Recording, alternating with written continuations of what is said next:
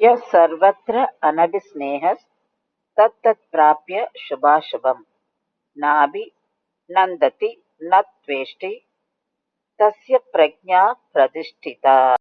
பகவான் கிருஷ்ணர் அர்ஜுனனிடம் ஞான யோகியை பத்தி 55வது ஸ்லோகத்தையும் சொல்லிட்டு இருக்காரு. அதாவது ஸ்தித பிரஜனை பத்தி.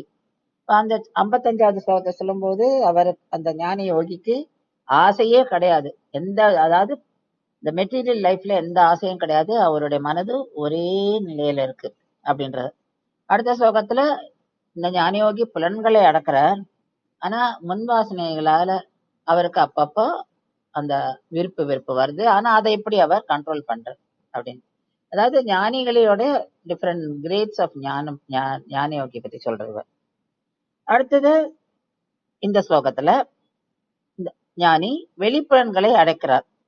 ஆனாலும் அவருக்கு வந்து மனம் இன்னும் அடங்கல. அது வந்து அந்த முன்வாசனையினால அவர் எப்படி அதை அடக்குகிறார் அப்படின்றதான் இந்த ஸ்லோகத்தை சொல்றார்.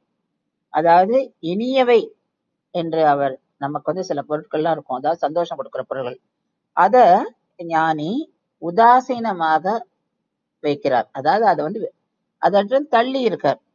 அது மேல அவருக்கு ஈடுபாடு இல்லை. அதனால அது கிடைக்கும் போது சந்தோஷமும் கிடையாது, அது மேல புகழ்ச்சியும் கிடையாது. அப்ப இனிதல்லாத பொருட்கள் கிடைக்கும் போது அதன் மேல் வெறுப்பும் கிடையாது. பிடித்தது பிடிக்காதது அப்படின்றது மனதுல இருக்கு. ஆனா அந்த விருப்பும் வெறுப்பையும் அவர் கண்ட்ரோல் பண்றார். அததான் இங்க கிருஷ்ண பரமாத்மா சொல்றார். அப்போ அவருடைய மனது ஒருநிலைப்படுத்தப்படுகிறது. அதாவது அவர் வந்து அந்த ஞானத்தை நிலையான நிலையில வச்சுட்டு இருக்கார். இப்ப மனதை அடக்க முயற்சிக்கிறார் அப்படின்றத கிருஷ்ண பரமாத்மா சொல்றார். அதாவது இந்த தன்மைகளை கொண்ட ஞான யோகியை பற்றி இந்த ஸ்லோகத்துல சொல்றேன்.